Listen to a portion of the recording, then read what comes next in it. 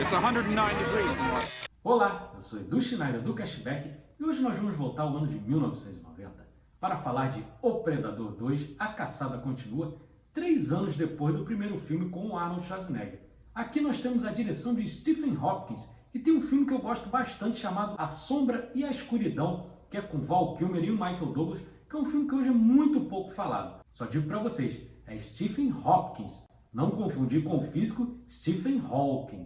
No elenco não temos o Arnold Schwarzenegger voltando, mas temos Danny Glover vivendo o tenente Mike Harrigan e com um elenco de apoio bastante interessante. Temos Gary Busey vivendo o agente Kiss, que a gente vai lembrar lá fazendo parceria com Keanu Reeves em Caçadores de Emoção.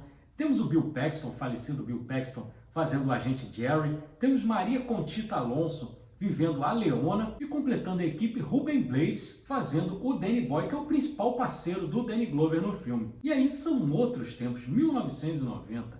Eu era um garoto de 14 anos e quando fui assistir esse filme no cinema eu sabia muito pouco. E o pouco que eu sabia porque eu era consumidor de uma revista chamada Video News. E ali eu fiquei sabendo alguma coisa da produção do filme, mas não tinha muita coisa igual hoje, que você tem 300 trailers, imagens de produção. Você já entra no filme já sabendo quase o que vai acontecer no filme inteiro. Aqui não, a gente não sabia quase nada. E aí começa o filme, eu acho que o jeito que ele começa, muito interessante, porque ele começa mostrando umas árvores assim, uma visão aérea, e aí parece que vai ser um filme de novo na selva, e não. É um filme na selva de pedra, porque ele se passa em Los Angeles, 7 anos além do tempo em que estávamos na época. Ele é de 1997, e aí Los Angeles, um completo caos. Você olha e bate o olho assim, lembra na hora de Robocop, parece a Detroit de Robocop. E aí você tem um tiroteio bem intenso ali entre a polícia e uma gangue colombiana, e aí é muito interessante, porque 1990, o estereótipo comia solto no cinema. E aí os colombianos, no meio do tiroteio com a polícia, ficam cheirando cocaína ali o tempo inteiro, enquanto estão ali degladiando com a polícia. E muito interessante, o colombiano obviamente fala espanhol, e aí você vê um espanhol nível Emília Pérez. É uma coisa horrível, mas vamos lá, vamos seguir. E tem uma entrada triunfal do tenente Mike Harrigan, vivido pelo Danny Glover, e aí não tem como, meus amigos. Você olha, é o Mortog todinho do Máquina Mortífera. É o Mortog sem o Riggs e com o alienígena, como eu até brinquei na nossa capinha aí do vídeo. E temos uma trilha também que funciona muito bem. Temos o retorno do Alan Silvestre, que dispensa comentários.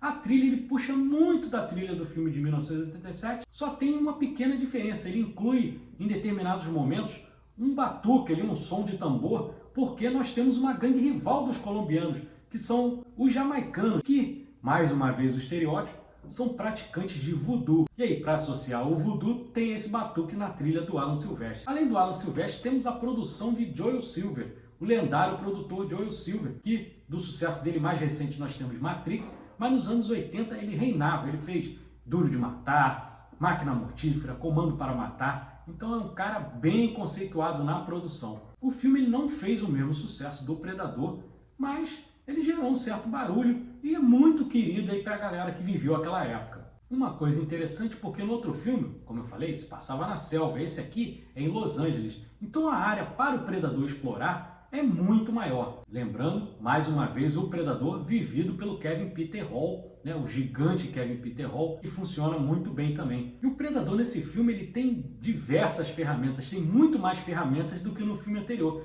o que torna a coisa também muito legal. Ele começa, como eu falei, nesse tiroteio, o tenente Kevin consegue flanquear os colombianos, aí os encurralam no prédio, e aí eles são mortos assim misteriosamente, pessoas penduradas, com pele arrancada, e eles ficam olhando aquilo e, meu Deus, como que isso aconteceu? Obviamente, quem está caçando todo mundo ali é o Predador. Depois o Predador também vai caçar a gangue jamaicana também. Tem uma cena também lá no alto de um prédio também, que é muito interessante. E você vê esses gadgets do Predador também, que é muito legal. Isso a gente fica sempre querendo ver, igual o filme do 007. Você quer ver as traquitanas do 007? Aqui também a gente quer ver esses gadgets do Predador, é muito interessante também. E aqui são vários, tem muitos que não apareceram no primeiro filme. Tem alguns que são do primeiro filme, mas outros que são novidades, isso enriquece muito. A ação é muito estilizada, eu olhei, bati o olho, é muito parecido com a ação do John Woo. Tem um filme aí do John Woo que todo mundo conhece, A Outra Face, me lembrou muito a ação da Outra Face ali. Tiros com fagulhas, explosões, corpos voando. muito parecido com a ação do John Woo, que também fez o Missão Impossível 2 também, e diversos outros filmes de ação. É um diretor que eu considero muito competente nesse estilo. E apesar desses estereótipos, dessa ação estilizada, um roteiro bem clichê também, ainda consegue divertir muito pelo carisma do Danny Glover, o carisma do Bill Paxton. A Maria Conchita Alonso também está muito bem no filme, ali como a agente Leona.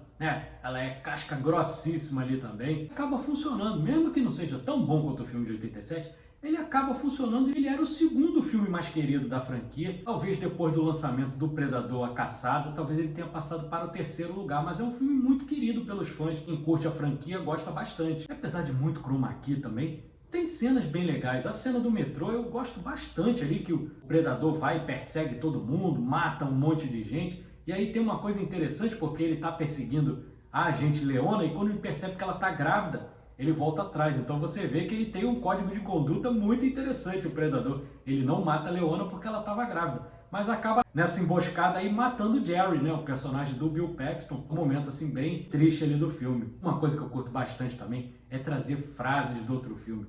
Aquela frase bem famosa do primeiro filme, vou mostrar aí para vocês agora.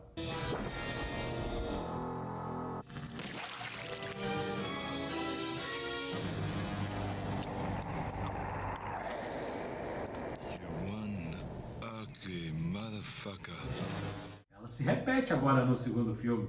Temos aí ela de novo, olha só.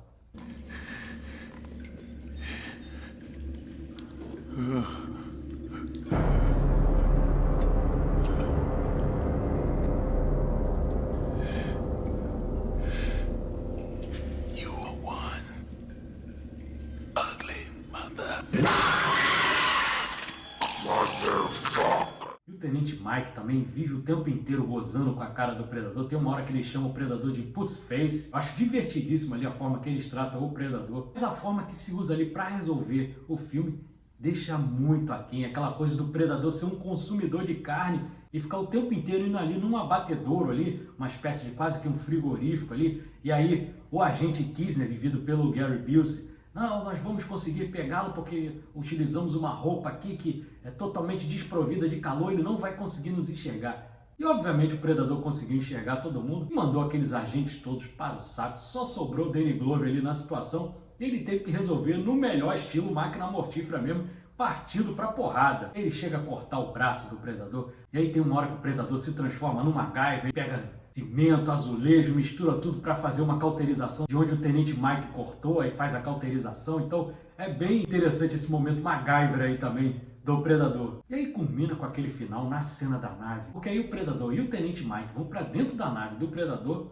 e aí começa a perseguição. E aí tem outra cena muito interessante que eu vou mostrar inclusive agora para vocês a foto. Que na hora que o Tenente Mike está lá dentro, ele percebe que tem um crânio de um xenomorfo ali, que futuramente viria a ligar para a gente ter o filme Alien vs Predador. Mas antes disso já tinha sido explorado, porque no ano anterior, em 1989, já tinha saído pela Dark Horse Presents, número 36, já tinha existido esse confronto entre Alien vs Predador, e que depois foi levado para o cinema, e essa cena faz assim juntar tudo, e que eu acho muito interessante também. E aí o Danny Glover consegue derrotar o Predador, e aí que eu vou falar para vocês da experiência do cinema, que eu estava lá na sala de cinema assistindo uma sala bastante cheia. Na hora que aparecem todos aqueles predadores, a sala deu um suspiro de ah, meu Deus, porque para derrotar um já tinha sido uma dificuldade tremenda. Imagina para derrotar aquele monte de predador. Não ia ter como, mas não. Eles só reconheceram a derrota e ainda presentearam o Danny Glover. E eu gostaria de relembrar a cena, como que foi. Aparece a arma aí.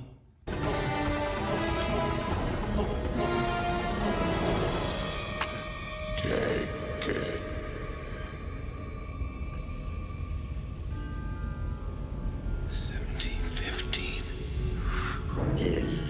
Rafael Adolini, 1715. Tá lembrado dessa arma aí? Tenho certeza que sim. Lembra lá do Predador A Caçada de 2022? Que também aparece? Vamos relembrar a cena.